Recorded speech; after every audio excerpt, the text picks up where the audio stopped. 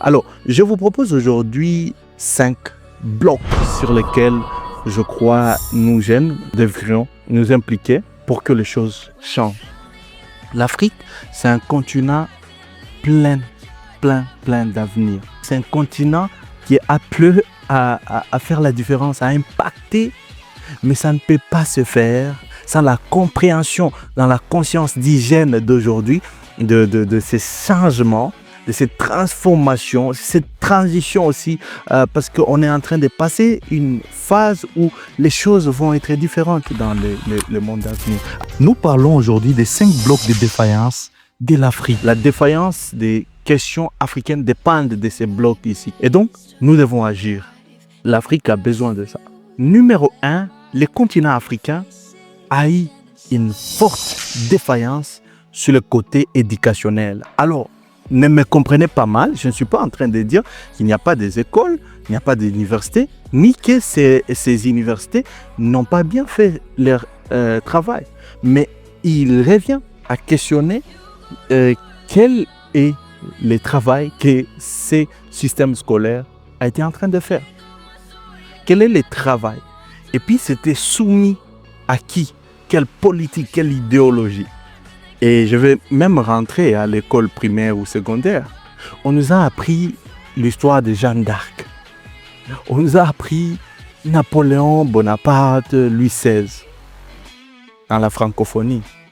Qu'est-ce que cela a à faire avec moi, jeune Africain? Parce qu'il y a beaucoup de ces choses qui continuent en fait avec les systèmes scolaires. Ça sert à qui? Ça sert aux intérêts de qui? De ces jeunes Africains aujourd'hui, de son pays, de la nation ou du continent. Vous comprenez? Ce système scolaire a été conçu et fait pour vous modeler, non pas à innover, non pas à vous libérer du joug, mais juste à vous garder. C'est-à-dire, comme l'expression d'ailleurs les dictons qui dit, le problème n'est pas que vous n'ayez pas été éduqué, non. Le problème, c'est que vous avez été éduqué, mais pas assez pour questionner tout ce qu'on vous a dit. Donc, le système ici nous a éduqués juste au niveau de juste avoir l'éducation, mais pas assez pour qu'on puisse questionner tout ce qu'on nous a dit. Je viens de donner l'exemple là. On nous enseigne Jeanne d'Arc. Ça vient faire quoi? Qu'est-ce que ça fait? Oh, c'est bon pour la culture, mais qu'en est-il de ma propre culture? Qu'en est-il? Et on verra les conséquences dans cette vidéo même. Il y a les Bakanja, il y a les Simo Kimbangu, il y a les gens comme Anouarit, il y a les Patrice Emery Lumumba, Martis Garvey, il y a les Kwame Nkrumah, il y a l'Empire du Mali avec l'empereur Mansa Moussa. Il y a beaucoup à savoir, il y a beaucoup à apprendre de l'Afrique. Mais notre histoire commence juste par l'esclavagisme. Le blanc qui arrive et qui vient découvrir l'embouchure du fleuve Congo, l'embouchure qui existait là. Et le villageois qui le connaissait, les gens qui vivaient là-bas. Mais c'est Diego Cao qui va venir découvrir quelque chose qui était déjà là et connu par tous les villageois, tous les gens du pays. Vous comprenez un peu, l'éducation a été une défaillance. Et vous et moi, jeunes Africains, aujourd'hui, sommes appelés à nous impliquer sur la transformation de ces contextes-là. Nous avons le meilleur des idées. Nous pouvons rebondir, nous sommes résilients, nous sommes créatifs et innovants. Nous pouvons vraiment réfléchir ensemble. Le système scolaire est défaillant. Ça n'a rien apporté de nouveau depuis beaucoup plus de 100 ans. Donc, essayons de repenser. Et les grands problèmes que je vois, ça me fait du mal. C'est que vous, les jeunes Africains, beaucoup sont en sommeil. Beaucoup sont endormis. Vous avez des petits projets, des petites initiatives, des projets pour trouver les frétins, les poissons et la farine. Ça ne devrait pas être le cas. Pensons grand, pensons système, pensons transformation, parce que c'est possible. C'est possible. Il y a des gens qui disent, ouais, le peuple juif est très intelligent, ce sont des communautés. Ouais, justement. Mais récemment, j'étais en train d'y réfléchir, je me dis, mais finalement, non. C'est pas une question d'ADN, tout simplement, non. C'est possible d'échanger. D'ailleurs, cette formation-là de la génétique sur ses côtés éducationnels, c'est possible qu'après des générations, après des moments, si une culture s'est mise dans la discipline, si une civilisation quelconque a poussé des gens à se mettre dans la discipline pour apprendre, pour assimiler, pour faire, c'est possible de développer n'importe quoi parce qu'on est esprit, on n'est pas que la chair. Ce qui veut dire que la dimension de ce qu'on peut absorber, elle est infinie. L'éducation a été une défaillance et vous, jeunes et moi, nous sommes appelés à changer. Le deuxième problème qui a été vraiment une défaillance pour l'Afrique, c'est la défaillance des systèmes qui mettent en valeur nos ressources. J'appelle ça la pauvreté structurelle. Il faut qu'on se le dise. Supposons que vous êtes, prenons dans le football, vous avez les talents comme Cristiano Ronaldo ou Lionel Messi, mais que vous n'êtes pas mis dans les systèmes, dans le football, au terrain pour qu'on voit vos exploits. Vous allez le faire? Vous allez vous démarquer? Bien sûr que non. Il faut que Cristiano ou Lionel Messi soient dans les terrains de foot. Il faut même que Michael Jordan soit dans le basket. Il faut que Michael Jackson soit au studio en train de chanter. Et les Africains, nous avons tout ce qui est en vie ailleurs. Les ressources naturelles, on en a plein. Mais le seul problème, il n'y a pas de système. Prenons dans l'économie, les systèmes d'industrialisation, la transformation. C'est une défaillance pour les Africains. Tout ce qu'ils ont fait, c'est être là, plaider des prêts à la FMI, je ne sais pas quoi, pour des ONG qui vont venir aussi appuyer, aide humanitaire, la tendance mondiale, mais aucune transformation. Tous les projets que les politiciens vont venir vous dire, ouais, nous allons construire, nous allons faire. Mais est-ce que vous avez pensé une seule seconde que l'économie fonctionne comme un tout? C'est un système. Puisqu'il y a des routes, il y aura circulation de biens et de services. Puisqu'il y a des industries pour transformer les ressources naturelles qu'on a, et on parlerait des minéraux, on parlerait des poissons, on parlerait de bois, on parlerait de... Tout ça a besoin de transformation. La défaillance sur ce côté a été un problème pour l'Afrique. Et tout le projet là que vous nous amenez, humanitaire, pour aider, pour tout ça, ça n'a aucun sens. Ça n'a aucun sens. Je ne suis pas en train de dire qu'il ne faut pas bien leur travail ou que ça n'a jamais aidé personne. Non, mais je dis que ça n'aide pas l'Afrique. Et sur une politique générale, globale, pour l'Afrique, ça c'est un problème. Ça fait partie du problème, l'aide là humanitaire. Donc, soyons vraiment conscients. Qu'est-ce que nous pouvons faire, vous, jeunes et moi, pour compléter ces questions? Je crois que la solution, c'est l'entrepreneuriat. Moi, je crois l'entrepreneuriat est la solution parce que de plus en plus on monte en échelle, on devient capable, riche et d'une certaine manière, on commence à s'investir sur des moyens qui nous permettent de transformer nos produits, de transformer nos biens ici chez nous. Donc la défaillance sur le côté absence de système, industrialisation a posé beaucoup de soucis pour cette Afrique. Et vous, jeunes et moi, sommes appelés d'y réfléchir.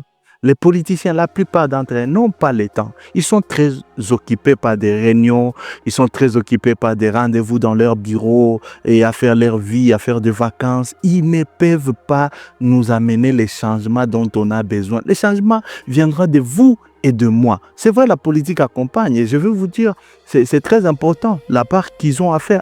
Mais on est des fois dirigé par des gens. Quand vous réfléchissez, vous dites, est-ce que c'est des abrutis ou quoi? Dans une période où le monde est en train de faire combat sur l'IA générale, les intelligences artificielles générales, qui va contrôler, qui va et avancer dans le monde des cyber et autres choses. Nous, on a des dirigeants qui iraient beaucoup plus voir un match, donner cheers à toute occasion qui lui permet d'avoir un peu de spotlight. Le public va le voir pour être voté prochainement et non pas des gens qui ont vraiment des projets réels pour ces continents. Alors vous, jeunes et moi, est-ce qu'on va abandonner? Non, restons fermes, mais sachons très bien que nous devons transformer. C'est très important. La défaillance du système, c'est vraiment un grand défi. Troisième chose, ça c'est 3, mais ça devait venir numéro 1. L'Afrique souffre. En grande partie, nous avons souffert sur le manque de valeur. La question de valeur, très très important. Alors ici, je ne sais même pas par où commencer. Je parlerai de la dignité, manque de dignité. Je parlerai de la corruption qui ronge le système. C'est ici chez nous, vous entendez, on vous dit une personne a volé, a détourné 100 millions de dollars. Ce continent-là. Et 100 millions de dollars. Une personne, un individu. Quand vous faites calcul, 1 million de dollars, laisse-moi d'abord calculer. J'ai mon téléphone ici. 1 million de dollars. Ok, je fais calcul. 1 million de dollars. Si vous bouffez 100 dollars par jour, il vous faudrait 10 000 jours. 10 000 jours pour finir cet argent. 100 dollars chaque jour, vous n'avez rien à faire. Et 10 000 jours, ça fait combien? Divisé par 365, ça vous fait 27 ans. C'est-à-dire, il faudrait 27 ans si vous bouffez 100 dollars, bien sûr. Maintenant, un individu va voler 1, 2, 3, 4, 100 millions. Et là, ce n'est pas tout. Il y en a même, vous entendez des dossiers, 1 milliard. 1 milliard. 1 milliard là, si vous bouffez même 1 million par mois, parce que déjà 1 million, ça nous a donné 27 ans, mais 1 million vous bouffez par mois, il vous faudrait plus de 80 ans pour épuiser. Ça, c'est un problème. La corruption, c'est un problème. De l'autre côté, chez les Chinois et ailleurs, ces gens-là sont bandits. Parce qu'il n'y a pas plus grand criminel que ces gens-là. Et c'est pourquoi récemment, quand il y a une politique qui consistait à tuer le Kuluna et tout ça, bon, je dis c'est bien. Parce que ces gens, ils ne font pas du bien. Mais c'est beaucoup plus populiste que profond dans l'essence.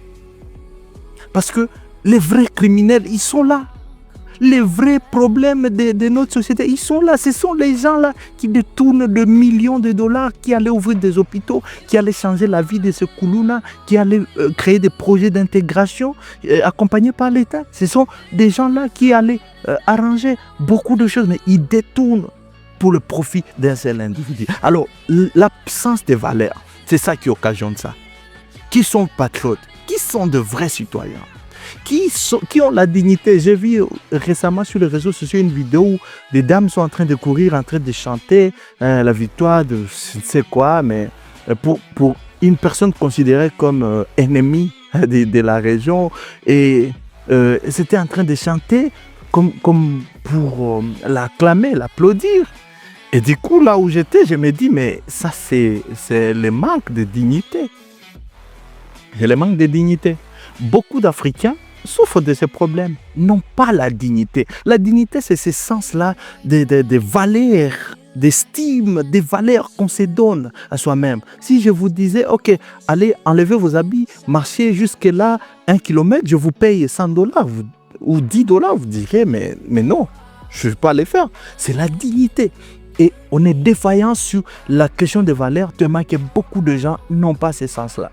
Il pourrait vendre tout son pays, même tout son continent, pour les intérêts, pour trouver foufou à manger.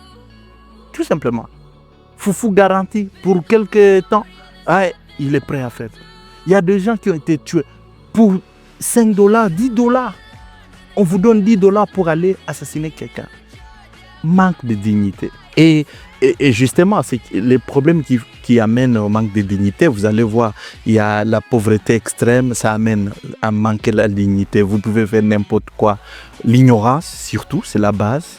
Et l'exploitation, quand vous êtes habitué à être exploité, la corruption et tout ça, la discrimination aussi, quand on est discriminé, toutes ces choses amènent au manque de dignité. Alors, toutes ces défaillances s'entretiennent et se coordonnent entre elles. Et c'est pourquoi même vous allez voir, un problème accompagne l'autre, un est soutenu par l'autre. Parce que quatrièmement, je vais vous dire la faiblesse des institutions. Alors que ce soit les institutions de justice, que ce soit des politiques qu'on a, on a eu des graves problèmes sur ces côtés. Faiblesse d'institutions. Quels sont les textes qui nous régissent, quelles sont les constitutions qui tiennent les choses. Voilà, la faiblesse. Et en ça, je ne vais pas blâmer personne, parce qu'il y a la part des impérialistes aussi sur la question. Ouais, il y en a. Il y en a. La plupart des textes, ils ont soit des agents qui ont contribué à la rédaction, ils ont soit été là, ils ont soit eux-mêmes été auteurs de vos textes.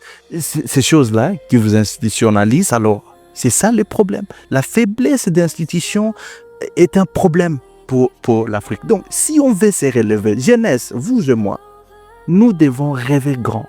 Nous devons également travailler pour fortifier nos institutions, des textes qui proviennent de nous selon notre contexte, selon notre continent. L'Afrique a des potentiels, mais ça ne peut pas s'élever. C'est comme un géant éléphant qui ne peut pas s'élever aussi longtemps qu'on ne comprend pas ses problèmes. On est défaillant sur le côté institutionnel. Nos institutions ne fonctionnent pas sur la méritocratie. Je vais même théoriser ça. Vous allez trouver des gens qui vous disent la question c'est est-ce que si on a un président, faut-il, peu importe sa façon de gérer le pays, qu'il fasse tout simplement 5 ans parce que c'est prévu 5 ans, ou si on a un bon président qui fait mieux, qui améliore la situation de son pays, fixer peut-être à 10 ans ou peut-être plus, ou voir comment créer un mécanisme pour qu'il continue ou qu'il arrête aussi longtemps, qu'il fait bien, il continue et quand ça fait mal, il s'arrête. Ça, ce sont des questions que nous-mêmes Africains devons nous poser selon notre contexte et à chacun son histoire. Ok, donc c'est à cause de faiblesse d'institutions qu'on est là où on est. Vous pouvez réfléchir un peu sur la question des exportations, la dépendance d'exportation de matières premières. Pourquoi ça continue de partir toujours? Pourquoi on ne transforme pas ici? Pourquoi? Bien sûr, on n'a pas de système, de procédures pour le faire, mais c'est aussi un souci de la faiblesse d'institutions, parce que c'est possible d'institutionnaliser, parce que tout se tient sur la base des textes, de la politique, de l'idéologie qui conduit un peuple, une nation, une région, et c'est très important de comprendre ceci. Alors, que devons-nous faire, vous, moi, sur cette question? Eh bien, pour ceux qui rêvent de s'impliquer sur ces côtés politiques, allez-y, mais comprenez très bien que notre problème, c'est que nous devons avoir une Afrique bien définie par nous, Africains, et pour nous. Et cinquièmement, on a un souci en Afrique, c'est-à-dire des ressources humaines non encadrées. Non encadrées, non entretenues, non valorisées. Ça retourne toujours sur la question de valeur, mais voilà, c'est un problème en soi. Une défaillance terrible. Pouvez-vous penser à combien de cerveaux africains ont migré en Europe, aux États-Unis? Plusieurs inventions, je vous dis, même s'ils ne vous le disent pas dans les livres d'histoire, plusieurs inventions ont été inscrites par des Africains. Ouais, les mythes et la théorie selon laquelle blanc égale intelligent, africain égale juste fort, mais pas intelligent, là, c'est faux. C'est faux. Et ils en sont conscients. C'est faux. Beaucoup d'inventions ont été enregistrées par des Noirs. Si on devait citer, la liste serait longue. Alors, beaucoup de cerveaux ont migré ailleurs. Même aujourd'hui, des jeunes continuent à partir à l'étranger. Des cerveaux continuent à migrer à l'étranger. Pourquoi? Parce que s'ils ne sont pas entretenus, on n'est pas né avec un drapeau au visage. Si c'est là qu'ils accueillent, la plupart vont décider d'y aller. D'ailleurs, est-ce qu'ils sont à blâmer? Problème. Alors, si nous voulons garder nos cerveaux ici, construisons un environnement qui permet à ces gens-là de revenir au pays, de bâtir ensemble pour nous l'Afrique. Mais quelque chose que je vais vous dire, ce n'est même pas une prédiction, c'est que l'Afrique sera forte, l'Afrique sera prospère. Après 2050, revenez me voir. L'Afrique sera prospère, sera forte, sera puissante et il n'y a rien qui puisse l'empêcher. En 1900, le peuple africain était compté à environ, je crois, 100 millions. Pendant cette époque, l'Europe, c'était à 400 millions. Aujourd'hui, l'Europe est toujours autour de ces 400 millions. L'Afrique est allée à presque 2 milliards. En 2050, les statistiques prévoient que l'Afrique aura une démographie de plus de 2,4 milliards, 2,4 milliards. Qu'est-ce qui s'est passé avant quand l'Europe était 4 fois plus puissante en termes de démographie? Ils ont colonisé Ils ont colonisé l'Afrique. Et qu'est-ce que vous pensez va se passer après 2050 quand l'Afrique aura une population 4 fois, 5 fois plus importante que l'Europe? Ok, vous comprenez? Alors, si vous comprenez comme ça, vous allez même comprendre pourquoi on vous donne les histoires de voilà, l'Afrique est surpeuplée. L'Afrique, vous devez planning familial, vous êtes déjà assez nombreux, on vous calcule sur le nombre de bouches à nourrir quand il s'agit de vos enfants, mais leurs enfants, ce sont de valeurs. Donc, très très important. Pensez-y et sachez que l'Afrique est faite pour être puissante dans les années à venir. Il n'y a rien qui puisse changer cela. Mais vous devez être conscient de cela pour commencer à agir et changeons ensemble les paysages de notre continent.